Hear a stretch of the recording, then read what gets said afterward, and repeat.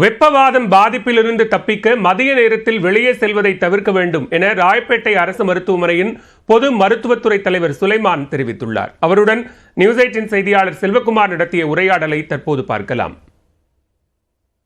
Heat ஸ்ட்ரோக்னா என்ன, இதிலிருந்து தப்பிப்பது எப்படி என்பது குறித்து பேசுவதற்காக நம்மோடு இணைந்திருக்கிறார் ராயப்பேட்டை அரசு மருத்துவமனையினுடைய பொது மருத்துவத்துறை தலைவர் டாக்டர் சுலைமான். வணக்கம் சார்.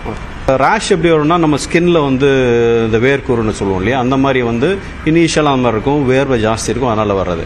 ஹீட் கிராம்ப்ஸ் நம்ம வேர்வையினால அந்த எலக்ட்ரோலைட்ஸ், நம்ம சோடியம் பொட்டாசியம்லாம் நம்ம உடம்புலேருந்து வெளியே போகிறதுனால கை கால் வலிக்கும், தலைவலிக்கும், அந்த மாதிரி அடுத்த ஸ்டேஜுக்கு போகும். அதுக்கு அடுத்தது ஹீட் எக்ஸாஷன் அப்படின்னா ரொம்ப வேர்வை ஜாஸ்தியாகி பல்ஸ் ஜாஸ்தியாகும், பிபி குறையும், வேர்வையினால் உடல் சோர்வு இந்த மாதிரி வரும்.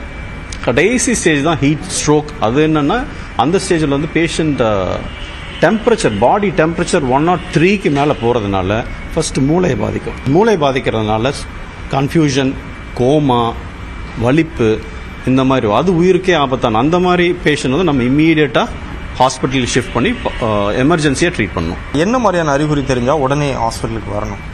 இல்லை, நமக்கு உடல் நம்ம ஃபர்ஸ்ட் என்ன செய்யணும்னா, அந்த ரொம்ப ஹீட் இருக்கிற டைம் இருக்கு இல்லையா, அந்த 11 to 3 அந்த டைம் நம்ம வெளியே போகிறத அவாய்ட் பண்ணிக்கிறது நல்லது. அப்படியே போனாலும் ஒரு கொடை பிடிச்சிக்கிட்டோ, loose cotton shirt, cotton pant போட்டுட்டு போகிறது நல்லது. தண்ணி நிறைய குடிக்கணும். காஃபி, டீ அவாய்ட் பண்ணிக்கோங்க அந்த மாதிரி ஹீட் ஜாஸ்தி இருக்கிற நேரத்தில்.